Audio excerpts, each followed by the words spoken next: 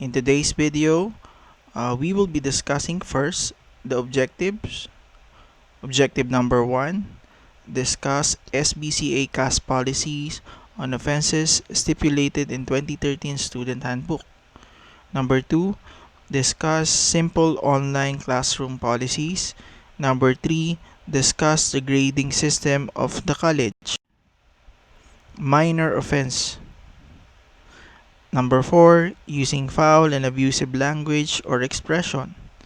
Number 10, any other minor breach of the rules and regulation of San Beda College, Alabang as deemed by the Office of Student Affairs.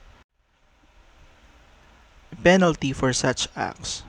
Number 1, first offense, verbal warning. Number 2, second offense, written warning. Number 3, third offense, student is placed on disciplinary probation. Number 4, fourth offense is charged with major offense. Major offense. Number 1, repeated commission of minor offense. Number 2, take note of this, and this is very important, disturbing a class or any other school activity through a rowdy behavior or any action which tends to distract the audience and participants from an ongoing activity in class or during convocation and assembly. This is very important. Though we are having an online class, it does not mean that you will forget your responsibility as a student. You are not allowed to disturb the class while it is in session. Committing a rowdy behavior is prohibited in the 2013 Student Manual. So therefore, if you commit such act, you are already committing a major offense. Number 11, discourtesy towards any member of the community. Number 12, involvement in an action outside the school premises that could besmirch the school image. Let me clarify this. It only means that you enrolled in San Beda College, Alabang, so therefore, you have the responsibility to maintain the good image of the school. Number 13, falsely accusing another student. 15, proselytizing, particularly an attempt to convert a person belonging to the Catholic faith to another religion. Meaning, you're trying to convince your classmate to go or to embrace another religion. Number 16, divulging information that was trusted and trusted to him in confidence. Example, facts of the case or personalities involved in discipline case as student leader or member of the judicial board. 17, any other offenses affecting the safety and security, health, and morals of the school community, and all other acts that are analogous to the aforesaid enumeration. Sanction. Number 1, suspension for a period of less than 1 semester. Number 2, suspension for 1 semester. Number 3, dismissal. Moving on, we now discuss grave offenses. Number 1, repeated commission of major offenses.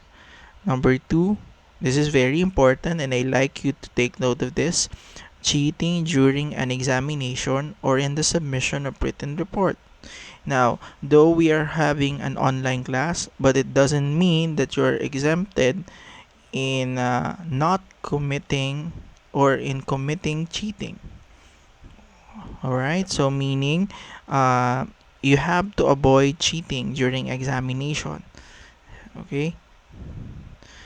So, cheating may be defined accordingly. Letter A, unauthorized possession of notes or any materials relative to an examination. Letter B, copying or allowing another to copy from one's test paper. Letter C, glancing at sitmate's examination paper. Letter D, communicating with another student without express permission from the proctor during examination. Letter E, having somebody else take an examination or write a required report for oneself. Letter F, plagiarism in writing research term paper and assigned paperwork.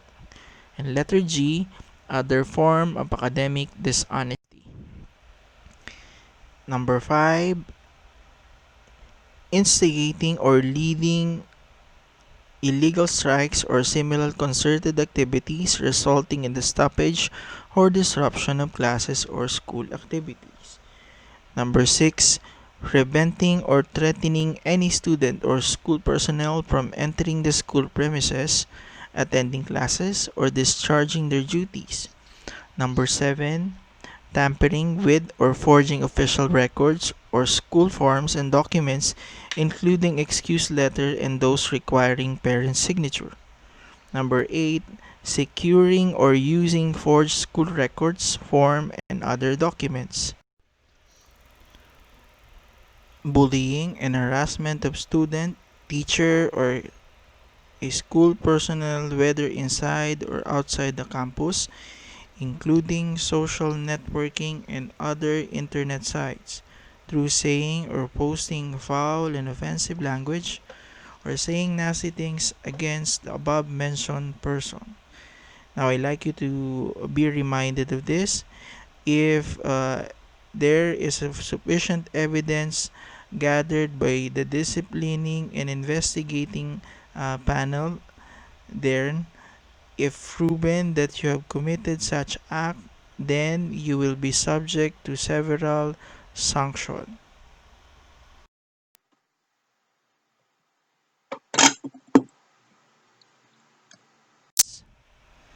13. Disgraceful or immoral conduct, indecency, lewdness, or any scandalous behavior inside the campus and outside the school premises, including indecent photos, videos, and the internet and other social networking sites such as Facebook, Instagram, and YouTube. 14. Any act subjecting a person to physical injuries, whether actual or conspiratory, such as hazing or initiation that may be considered an affront to personal dignity. 15. Giving or offering anything to induce a person to do something illegal, illegal trade, creating virus, or any other programs designed to sabotage a computer system, etc. Number 16. Offering false testimony during official investigation or inquiry. 17. Engaging in cyber offenses such as hacking, trafficking, illegal trade, creating viruses, or any other programs designed to sabotage a computer system. Okay, now what's the point of discussing the different form of offenses? Now, as a student, you have the responsibility to behave well in the virtual classroom. Though physically we are not present with one another, but it does not mean that you will show disrespect to your professors. So let us maintain a cordial relationship with one another by maintaining respect to one another, or else uh, you will be uh, you will be violating the provisions under the 2013 SBCA CAS Student Manual Handbook. Right? So moving on, these are some simple rules in an online classroom. This is negotiable. So meaning, what do I mean when I say negotiable? Meaning it can be changed depending on the situation. Number 1, sign in on time. Especially during live session, if our class starts at 9 o'clock, at least 5 minutes before 9 o'clock, you're already in. So that you'll be able to anticipate some of the troubles that uh, have that may arise during the conduct of online class. Okay, so though attendance is not required this semester, but then again, I like to remind you that uh, you have to follow your schedule. All right. Number two, find a quiet place to study. Remove yourself remove yourself from noises so that you can focus on your study. Number three, listen. Listen to your professors, listen to your classmates when they are reciting. You must have a listening ear in attending classes or in attending your class. Number four, raise your hands if you have any questions or any clarifications. Number five, mute your microphone when someone is talking. Number six, answer when your teacher calls your name. Number seven, don't talk to your friends while the class is ongoing. And number eight, always put your camera on, especially if you are being asked to recite. Now, if you're not confident in showing your face, or if you're not confident in turning on your microphone or your camera, uh, at least provide a photo to your profile so that when you speak and when you recite, your classmate will recognize and be familiarized with you. Number 9, ask permission if you need to be excused.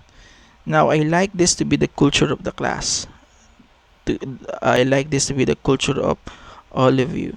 If you want to say something, you just say this.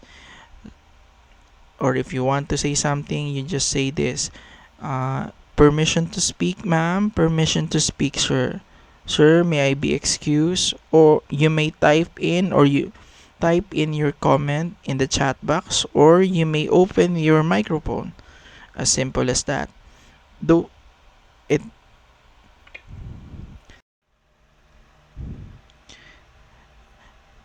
Now on this slide, we will discuss the final course grade. The thing is, how will you be graded in the finals? 50% final class standing includes all aggregates in the class grade for the whole semester, 20% for midterm exams, and 30% for final exam. Basis for grading, section 3. Number 1, the class requires faculty members to evaluate each student's performance by giving short, long quizzes, having graded recitations, class participation, assignments, project, major examination, and other related activities. There are two grading periods in every semester, midterms and finals. Number 3, when computing for a student grade, all raw scores will use zero-based computation. The college is adopting a zero-based computation. What do we mean by this? When you got a score of 0, then the equivalent of that is 0. Alright? So, it's different from your senior high school. It's different from your basic education, wherein most of your teachers uses transmutation table. It's a different thing here in the college. So many students failed because of not complying with all the necessary requirements and uh, performing poorly on examinations, major and minor examinations. Number 4. Should a student miss a quiz recitation due to unexcused absences or fail to submit a project or any course requirement on the deadline set, he should be given 0. Very clear on that. Whenever a student misses a major examination, midterms, or finals, and fails to avail the special examination or to submit a course requirement, for example, project, term paper, etc., the student should be given the lowest transmuted percentage grade, and that is equivalent to 0.